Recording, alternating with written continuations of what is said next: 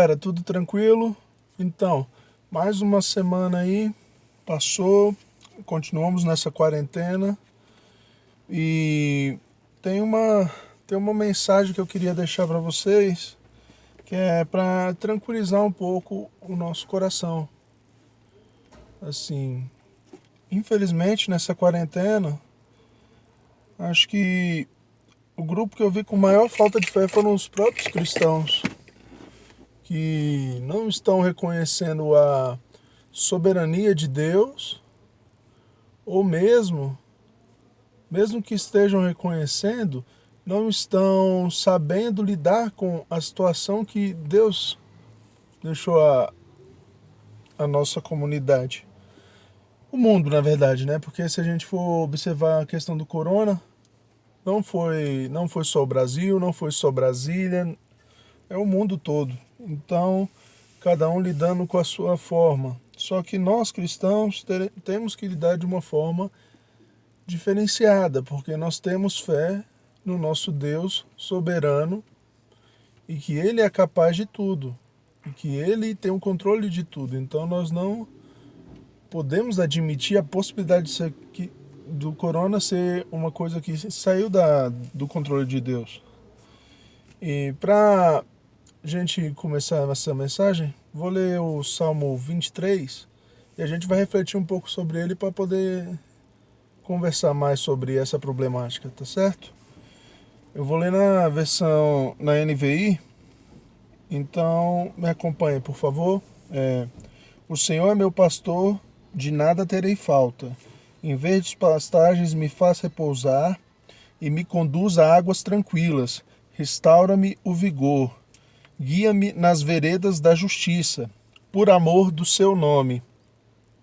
Mesmo quando eu andar por um vale de trevas e morte, não temerei perigo algum, pois está comigo a tua vara e o teu cajado me protegem. Preparas um banquete para mim à vista dos meus inimigos. Tu me honras, ungindo a minha cabeça com óleo e fazendo transbordar o meu cálice.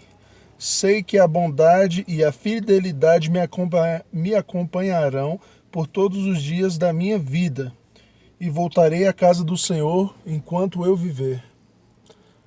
É bem forte esse texto. Por muito tempo ele meio que ficou manjado, até praticamente em toda casa de crente raiz tinha uma Bíblia com tinha um quadro, alguma coisa referente a esse texto. Só que esse texto retrata muito a situação de hoje, pela ótica do seguinte: vamos começar pelo versículo 1. O Senhor é meu pastor, de nada terei falta. Tem outras versões que é nada me faltará, e a gente muitas vezes busca entender desse versículo é como se o Senhor fosse garantir que que a gente tivesse as nossas necessidades atendidas. Só que não. Aqui diz, de nada terei falta. Ou seja, pelo fato do Senhor ser o meu pastor, eu não sentirei falta de nada, eu não terei ausência porque o Senhor é meu pastor. O Senhor me guia. Eu posso estar sem dinheiro, eu posso estar com um problema grave, igual a gente está enfrentando nessa situação de quarentena, mas o Senhor é meu pastor, então eu não sinto falta. Eu não sinto meu coração ausente, o Senhor preenche meu coração. E isso tem acontecido na nossa vida? Como cristãos, a gente tem que pensar bem nisso. Porque se a palavra de Deus nos ensina a pensar dessa forma, não é por acaso. Não é por acaso, então vamos pensar bem nisso. Realmente eu não sinto falta de nada? Ainda mais nessa sociedade da ansiedade, do que a gente tem sentido falta? Por que a gente tem sentido falta de tanta coisa? Por que nós sentimos falta de tudo? Sabe? A gente sente que nunca é o suficiente. A gente sente como se sempre temos que ser melhor, sempre temos que ter as melhores coisas. A gente nunca fica satisfeito. A gente sempre está pensando em uma nova forma de satisfazer a nossa alma. Enquanto que o Senhor deve ser a busca de satisfação dessa alma. O Senhor deve ser a nossa busca por sentimento, a nossa busca por amor completo. E ele não é, na maioria dos casos não é. E eu não estou falando isso para quem não é cristão, porque para quem não é cristão isso é óbvio. Isso seria chover no molhado. Mas eu estou falando isso para cristãos. A gente não está levando a sério o Senhor como a gente deveria levar.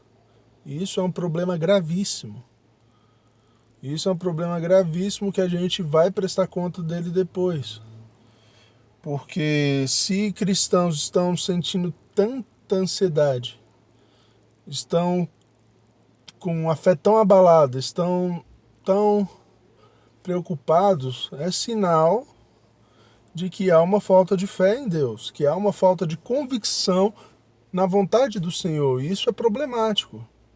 Não estou dizendo que a gente não pode sentir nada, que a gente não tem que sentir tristeza, que a gente não tem que sentir compaixão, essas coisas, mas estou dizendo que se isso está dominando o nosso coração, a gente tem que avaliar o nosso coração para não se entregar a uma falta de fé profunda e se desesperar como todo mundo está se desesperando. Entendeu?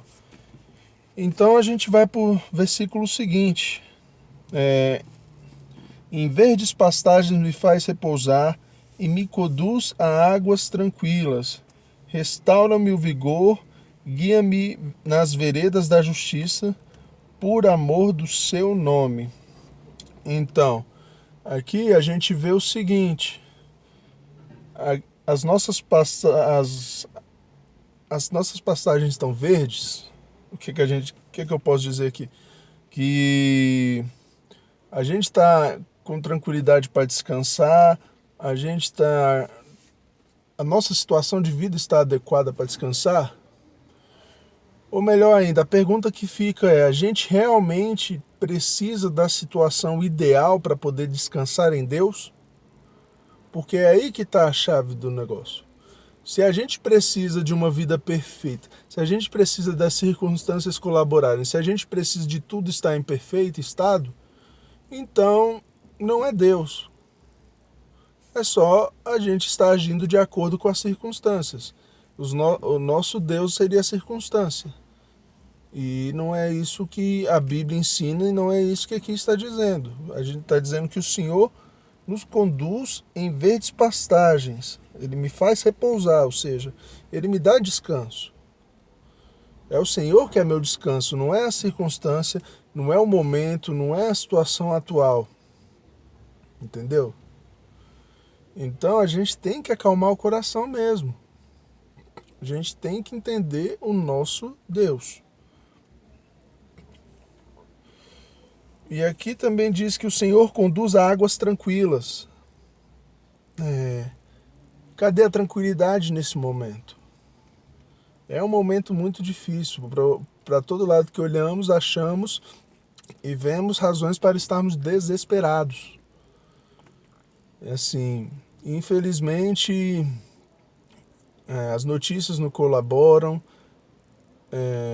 Nossas redes sociais, nossas comunicações, todas que a gente está inserido não colaboram. Parece que se a gente tiver tranquilidade na alma, a gente é alienado ou alguma coisa assim. Mas a gente tem que entender que nós somos diferentes da maioria. Não por merecimento, mas pela graça de Deus, nós somos filhos dele. Então, qualquer situação está no controle dele. Não tem a possibilidade de algo estar fora do controle, de algo estar escapando das mãos de Deus, como a gente às vezes é levado a pensar, porque quando surge o problema, a gente primeiro questiona Deus. Por que o problema apareceu? Aí a gente procura resolver sempre a nossa maneira. E muitas vezes a gente tem que resolver da maneira de Deus. Então, não adianta. Não adianta a gente ficar procurando tranquilizantes provisórios. Quem nos conduz à tranquilidade é Deus. E não é tranquilidade porque as circunstâncias estão boas. Não, é tranquilidade nele. Porque ele é bom, porque ele é fiel e porque nós somos filhos dele. Se Deus garante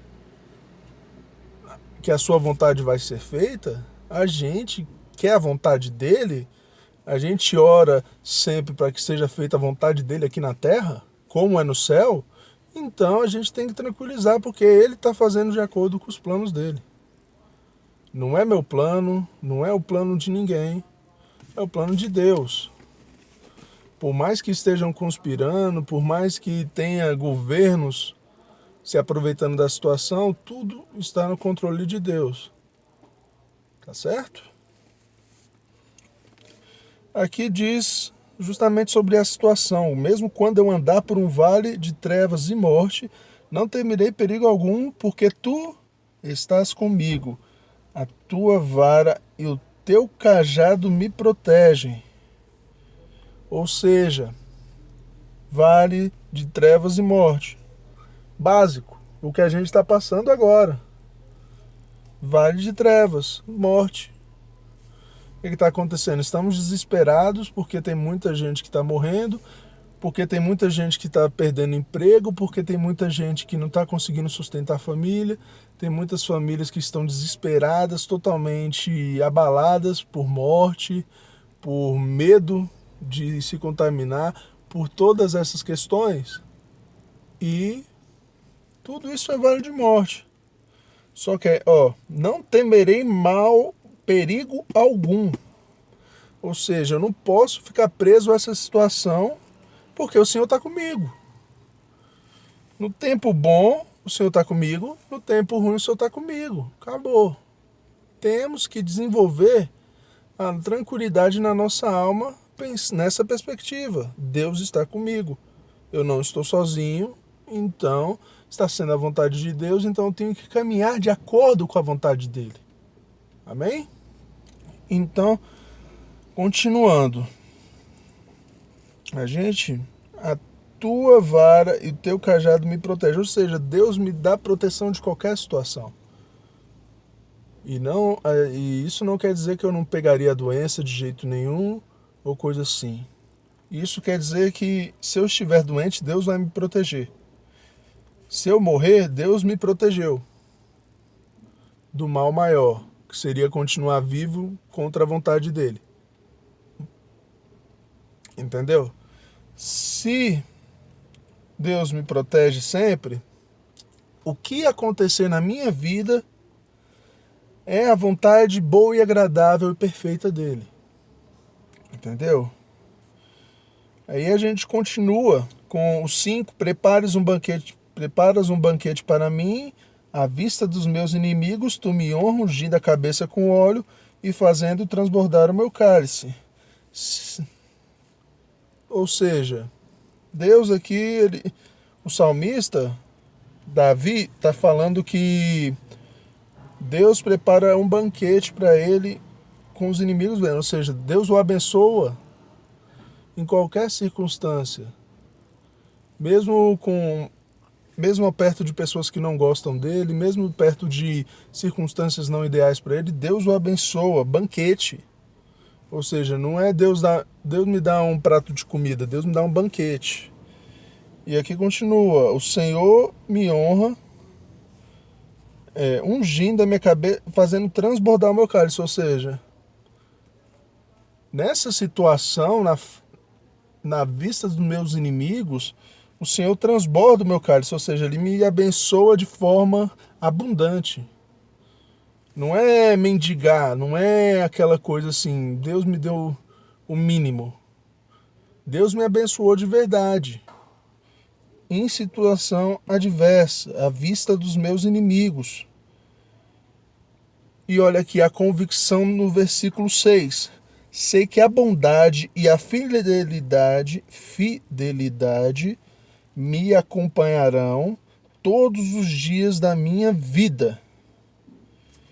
E voltarei à casa do Senhor enquanto eu viver. Cara, isso explica tudo.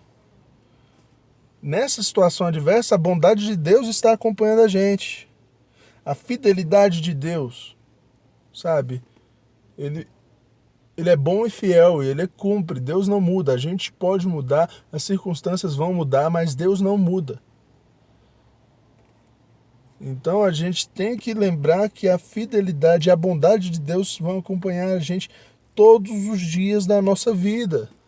Isso inclui em dias de quarentena, isso inclui dias de coronavírus, isso inclui em dias que eu perco o emprego, isso inclui em dias que eu estou doente, isso inclui em dias que algum parente meu está doente, isso inclui em dias que meu amigo está doente, isso inclui em dias de luto, isso inclui todos os dias a bondade do Senhor me acompanhará. É isso que a gente tem que ter convicção no nosso coração. Nos tempos difíceis, achar a bondade de Deus quando tudo está bem é mole. A gente tem que pensar quando o tempo não está bom. Como a gente está agindo como cristão? Como está a nossa fé como cristão? Está entendendo? Isso é fundamental. E aqui a verdade do salmista. Voltarei à casa do Senhor enquanto eu viver. Cara, enquanto eu viver, ou seja, sempre indo à casa do Senhor, sempre me relacionando com Deus, sempre acreditando em Deus, sempre sendo um filho de Deus. Não tem essa de, a situação tá ruim agora, Deus não é bom. A situação voltou a ficar boa, Deus é bom. Não faz sentido, não é isso que Deus quer. Porque Deus sonda o nosso coração. Se a gente só quer bênção, então a gente tem que entender que não é para isso que Deus nos chamou. Se a gente só quer bênção, se a gente só está pensando na gente, isso não é ser filho de Deus. Tá entendendo? Então é isso, gente. A mensagem de hoje foi essa, nesse salmo maravilhoso de Davi, e espero muito que isso tranquilize um pouco o seu coração. Lembre-se que o nosso Deus é grande, lembre-se que Ele é poderoso, que Ele é soberano nessa situação. E que Ele é bom, que Ele é maravilhoso nessa situação também. Não abandone Deus por circunstância nenhuma que você está passando. Tudo isso aqui é passageiro, a eternidade é muito melhor que tudo isso, amém? Abraço e até a próxima.